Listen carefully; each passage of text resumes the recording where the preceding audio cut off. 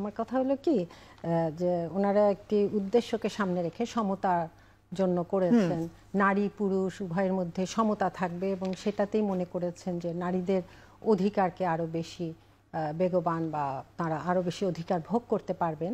তো এখানে কিছু আমি বলবো কি এই কমিশনের অনেক কিছুই এসেছে এবং আমি বলবো যে নারীর জীবনের অনেকগুলো বিষয় এখানে ইনক্লুড হয়েছে যেটা দরকার ছিল, কিন্তু আবার কিছু কিছু বিষয় ইনক্লুড হয়েছে এমনভাবে চিত্রিত হয়েছে যেখানে আসলে ধর্মের সাথে কিছুটা সাংঘর্ষিক হয়েছে। কোন ধর্ম?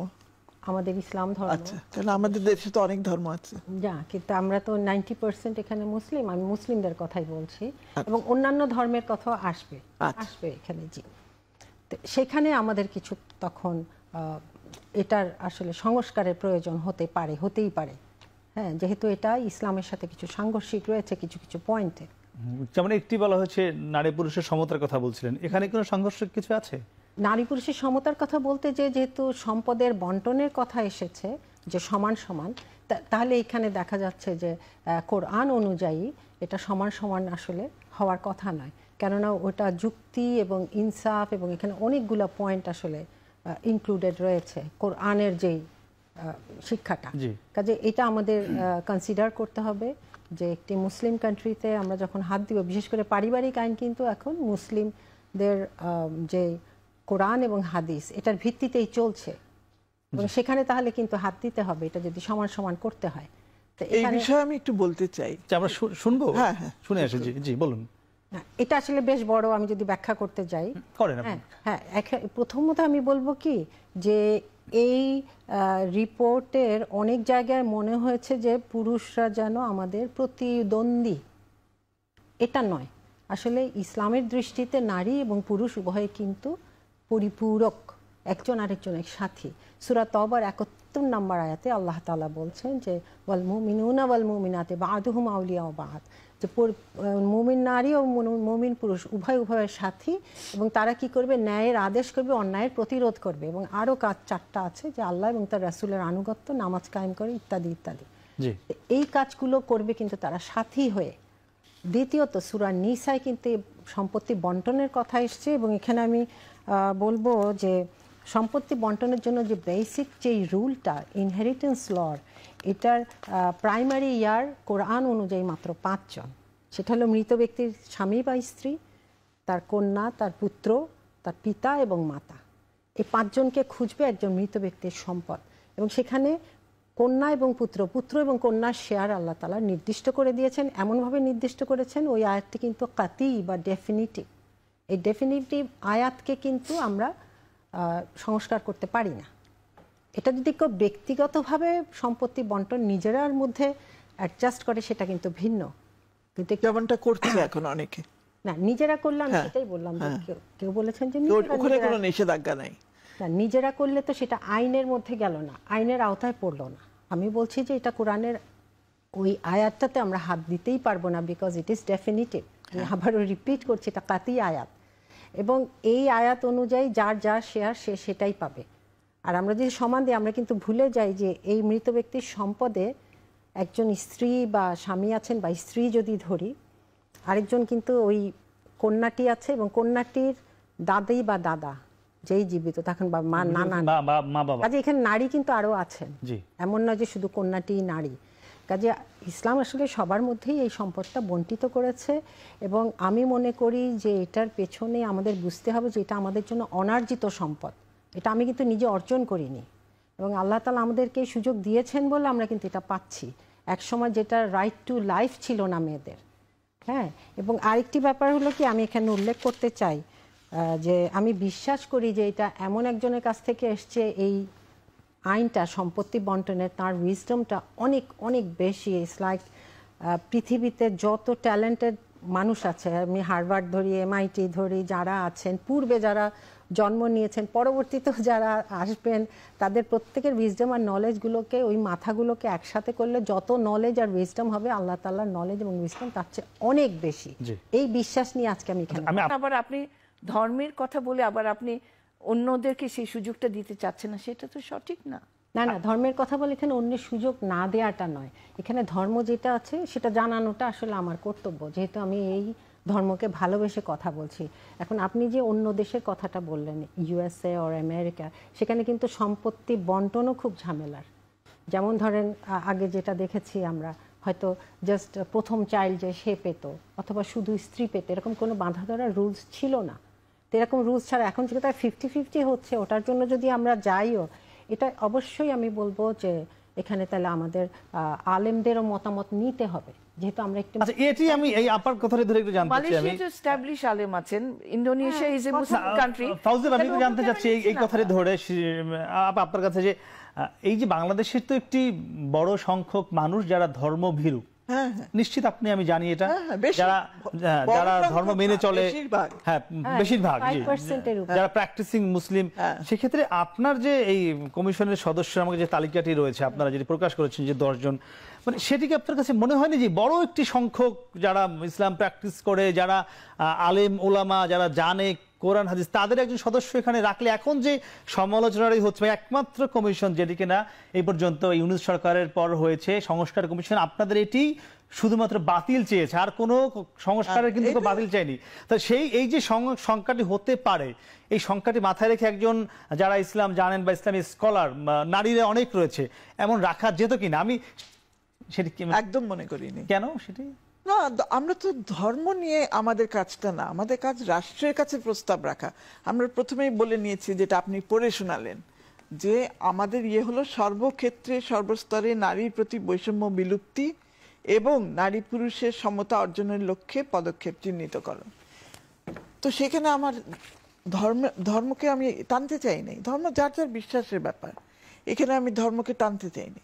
যেটা আমরা বলেছি আইন সংস্কার করবে, ধর্মকে আসে না, মানে বাংলাদেশে সেখানে যেটা আসে সেখানে আমরা ঐচ্ছিক শব্দটা ব্যবহার করেছি, সেই জন্যই অপশন তৈরি করার কথা বলেছি, যে সবাই যার যার ধর্ম নিয়ে যারা বাঁচতে চায়, থাকতে চায়, থাকুক, সেখানে কেন আমরা আঘাত করতে যাব? আর ডক্টর নাসিম হাসান, ধর্মকে ঐচ্ছিক রাখতে চায়, এটি ধর্মকে ঐচ্ছিক না, আপনি ধর্ম ঐচ্ছিক সিভিল অপশন চাচ্ছেন। আচ্ছা, মানে এটা কি সম্ভব? মানে রেখে আমি জানতে চাচ্ছিলাম, এটা একটু কনফিউজিং, এটা নিয়ে আসলে অবশ্যই কথা বলতে হবে যে এরকম হয় কিনা, কারণ আমরা একটা মুসলিম কান্ট্রিতে বাস করি এবং এখানে 85%-এর উপর আমরা মুসলিম, এবং এখানে অনেকেই আছে ধর্মভীরু, কাজেই এটা আসলে অনেক সংস্কারের প্রয়োজন। আমাদের দেশে হিন্দুরা তাদের ধর্মটা খুব ভালোভাবে পালন করে, এটা আমরা একইভাবে অবশ্যই, এটা তো আমাদের মধ্যে সহমর্মিতা আছে, বৌদ্ধ আছে, এবং তাদের জন্য আমরা ফিল করি, তাদের জন্য আমাদের সাথে আমাদের সম্প্রীতি, এটা তো অবশ্যই আমরা ফিল করব, আমি একসাথে থাকবো। বাট এটাও ঠিক যে ঐচ্ছিক এনে আমার মনে হচ্ছে এটা খুবই কনফিউজিং হবে, এইভাবে এটা আসলে অনেক ক্লিয়ার করতে হবে তাহলে এই কমিশনের সমস্ত কিছু। হ্যাঁ, এটা আমাদের আরো চিন্তা ভাবনা তো করতেই হবে। এবং আমি আরো বলবো যে যেমন এখানে যৌনকর্মীদের কথা আছে, এটা নিয়ে তো প্রচুর আমরা একটু আলোচনা করি, যেহেতু আপা বিষয়টি এনেছে। আপনারা বলেছেন যে যৌনকর্মীদেরকে শ্রমিক হিসেবে স্বীকৃতি দেয়া, আচ্ছা কোন ধর্মে কি যৌন পেশাকে স্বীকৃতি দিয়েছে আপনাদের? আমি জানি, আমার জানা নেই, আমি তো ধর্মের ব্যাপারে আমি এক্সপার্ট না। বলছেন যে কোন ধর্ম স্বীকৃতি দেয়নি, তাহলে আপনাদের কেন মনে হলো যেহেতু কোন ধর্মই স্বীকৃতি দেয়নি আপনাদের কেন দিতে হবে? মানে এটা কেন আসলো মাথায়? এই কমিশনে একজন ইসলাম জানাশোনা জ্ঞানী আলেম রাখা উচিত ছিল কিনা? জি আমরা বলুন, এটি আগে বলুন যেটা বলছিলেন। আমি মনে কি সদস্য কোনটা আগে? হ্যাঁ, আপনি আগে আপনার কথা আগে বলুন। ওনার ইয়েতে বলতেছিলাম যে আসলে যৌনকর্মীরা তো আমি বলবো যে টর্চার্ড এন্ড অ্যাবিউজড, কেননা আমি বলবো যে তাদেরকে যেই পেশা দেয়া হয়েছে এই পেশায় আসলে কোনো মর্যাদা নেই, তাদের শ্রমের মর্যাদা দিলেও তারা সেই মর্যাদা পাবে না, তার চেয়ে পুনর্বাসন করা হোক। তাহলে আমি বলবো কি ড্রাগ অ্যাডিক্টকে কিন্তু পুনর্বাসন করা হচ্ছে, এবং আমি ড্রাগ অ্যাডিক্টের যে বাসন আছে ওখানে আমি গেছি 2-1 বার এবং দেখেছি যে হাজার হাজার টাকা খরচ করা হয়, তাদেরকে আবার পুনর্বাসিত করা হচ্ছে। এদেরকে পুনর্বাসন করা তার চেয়েও সহজ হবে, তাদের মধ্যে নিশ্চয়ই কোনো স্কিল, সংখ্যাটা অনেক কম, কিন্তু ড্রাগ অ্যাডিক্টেডের চেয়ে যৌনকর্মীর সংখ্যা কিন্তু কম। আমাদের যে বিশ্ব স্বাস্থ্য সংস্থার তথ্য আছে তাতে ড্রাগ অ্যাডিক্টেডের সংখ্যা বাংলাদেশে প্রায় 25 লাখ, আর সেখানে যৌনকর্মীর সংখ্যা কিন্তু 1 লাখ বা এর আশপাশে, 1 লাখের আশেপাশে। এবং আরেকটা আমার এখানে সহজ আরো কিছু পয়েন্ট আছে। বিশ্ব স্বাস্থ্য সংস্থা এবং আরো আছে আপনার এনসাইক্লোপিডিয়াতে পড়লে দেখা যায় যে এটাকে আসলে কোনো পেশা হিসাবে কেউ কখনো বলেনি। আরেকটি হলো কি, যদি আমি এটা রাখি, হ্যাঁ, এখন আমি যুক্তিতে আসি, যদি রাখি তাহলে কি হচ্ছে, তাকে কি আমি তার ক্লায়েন্ট থেকে, তার ক্লায়েন্ট কি তার জন্য প্রোটেকশন নিচ্ছে? আসলে কিন্তু নিচ্ছে না। আমারই এক ছোট বোন তুল্য, উনি ডাক্তার, জনস্বাস্থ্য বিশেষজ্ঞ এবং এইসব জায়গায় কাজ করেছে, ডক্টর শামিলা নাহার। সে আমাকে দুঃখ করে বলেছে যে আমরা গেছি জাস্ট তাদেরকে সচেতন করতে, কিন্তু কোনো ক্লায়েন্ট প্রোটেকশন নেয় না, তারপরে তাদেরকে যথেচ্ছা ইউজ করে, তারপর তারা চলে আসতে চায়। বেশিরভাগ এদের মধ্যে হয় অপহরিত করা হয়েছে, নয় প্রেমের ফাঁদে ফেলা হয়েছে, নয় প্রবঞ্চনা করে এখানে ঢুকানো হয়েছে। কেউ স্বেচ্ছায় এখানে আসেনি। কেউ স্বেচ্ছায় এসে থাকলে সেটার পার্সেন্টেজ একেবারে জিরোর নিচে, আমি আবারও বলছি। এবং আরেকটা জিনিস বলবো যে যদি প্রোটেক্টেড না হয় তারা ক্লায়েন্ট থেকে, তাহলে HIV, এইডস থেকে এবং STD, সেক্সুয়ালি ট্রান্সমিটেড ডিজিজ, এগুলো থেকে আমরা বাঁচাতে পারবো? তার শ্রমের মর্যাদা দিয়ে কোনো লাভ হলো না। তাহলে সে তো নিজেই বাঁচতে পারবে না। তারপর যখন সে প্রৌঢ় হয়ে যায়, সে কাঁদতে থাকে যে আমি এটা পারি না, এই পেশাটা আমি পারছি না। তারপরে আরও আছে যে এটার সাথে জড়িতর সাথে আসলে এর ব্যাকগ্রাউন্ডে আছে পর্নোগ্রাফি, ড্রাগ অ্যাডিক্ট পিপলরা। এই দুটোর ব্যবসা পুরো বিশ্বতে চলছে কোটি কোটি ডলারের মধ্যে। ওরা কোনোদিন চাইবে না যে এটা উচ্ছেদ হোক। কাজে আমাদের কিন্তু মূলে হাত দিতে হবে। যৌনকর্মীকে আমি যদি শ্রমের মর্যাদা দেই, সে কিন্তু শান্তি পাবে না। আমি যে প্রশ্ন করেছিলাম যে ইনক্লুসিভ কমিশন করা যেত কিনা, জি অবশ্যই, কারণ প্রয়োজন ছিল কিনা আমি মনে করি প্রয়োজন ছিল। এখানে আসলে বিভিন্ন আপা বলছিলেন কিন্তু তারা সজ্ঞানেই রাখেনি, এটিও বলছিলেন ওনাদের, কারণ আমরা দেশ সদস্যের কমিশন তো করতে পারি না। আপনি 10 জনে একজনকে রাখার প্রয়োজন মনে করেননি? আরেকটা পয়েন্ট আছে, যেহেতু এটা নিয়ে আমি নিজেও খুব দুঃখিত হই, চিন্তাও করি, কারণ একটা নারীর জীবন নিয়েই তো এই যৌনকর্মী, সেও তো একজন নারী। এবং আমাদের যে কেউ কারো না কারো আসলে বোন বা স্ত্রী। এখন কথা হলো তাদেরকে পুনর্বাসিত করা উচিত এবং এটার জন্য সরকার থেকে স্টেপ নেওয়া উচিত। আরেকটি হলো কি যে 2005-এ আমি একবার একটা ইনভাইটেশনে, এটা ছিল international visitors leadership program in USA, সেখানে স্টেট ডিপার্টমেন্ট থেকে একজন ভদ্রলোক ছিলেন, 2জন অফিসার ছিলেন। তো উনি আমাকে বলছেন, আমি খুব অবাক হয়েছে, এটা 2005-এ, আজ থেকে কত আগে, 20 বছর আগে। জি হ্যাঁ, উনি আমাকে বলছেন যে তুমি কি জানো যে আমাদের ইয়াং জেনারেশনের প্রবলেমটা কি? তা আমি বলছি হ্যাঁ বলো। কারণ তার সাথে তো আমার অনেক কিছুই মিলবে না, সাদা চামড়ার একজন আমেরিকান। সে বলল জানো এটা হলো পর্নো আর ড্রাগ, শেষ করে দিল। আমি খুবই স্তম্ভিত হলাম, কারণ ওখানে কিন্তু ড্রাগটা নিষেধ না, এবং এটাকে সে বলছে কিন্তু ধ্বংস করে দিচ্ছে আজ থেকে 20 বছর আগে। তারা যদি বুঝতে পারে, এবং ওটার পিছন থেকেই কিন্তু এগুলো সব ইন্টার রিলেটেড। আর আমাদের এখানে কিছু শিক্ষক ছিলেন ইউনিভার্সিটির, যারা ইসলামিক লতে পড়ান, তারা ছিলেন।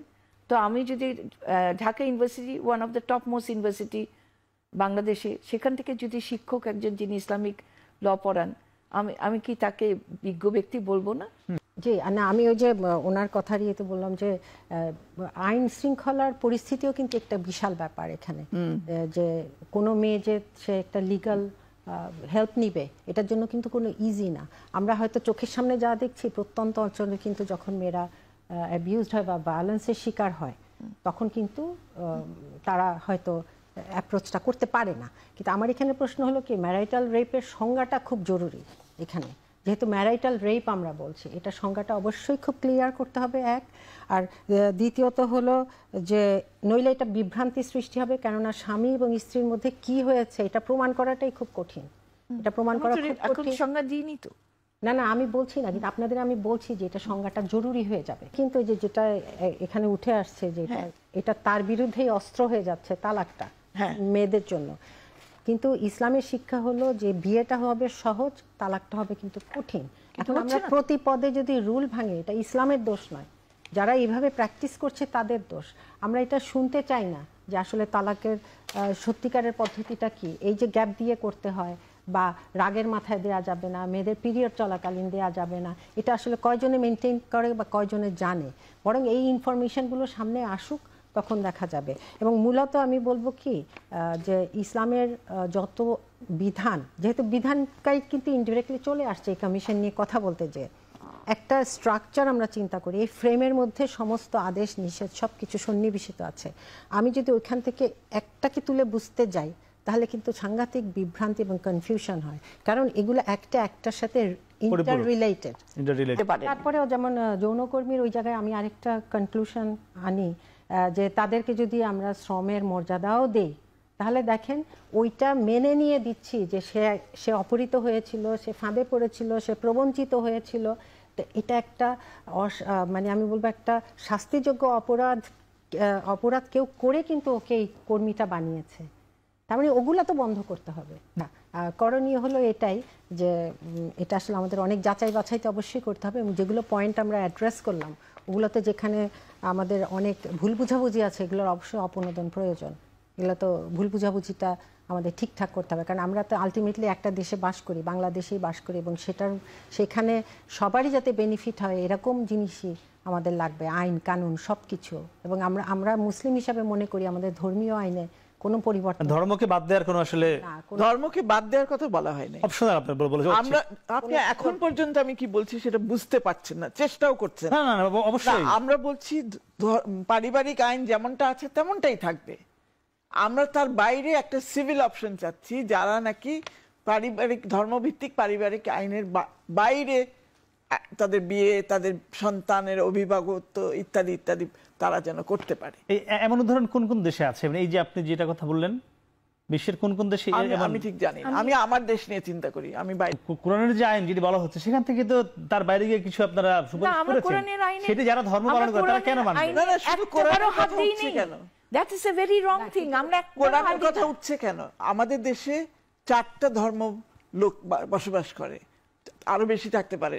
আচ্ছা, আরো বেশি ছোট ছোট ক্ষুদ্র জাতিসত্তা যারা, তারা আবার বিভিন্ন রকমের আমি সেটা সম্পর্কে বলতে যাচ্ছি না। আমরা সিম্পলি বলেছি যারা ধর্মভিত্তিক আইনের বাইরে বসবাস করতে চায় তাদের জন্য একটা অপশন তৈরি করা। কত শতাংশ আছে আপনার মনে হয় ধর্মভিত্তিকের বাইরে? জানি না, একজন না, তারা না জানলে আপনি সেদিকে কেন এত গুরুত্ব দিবেন?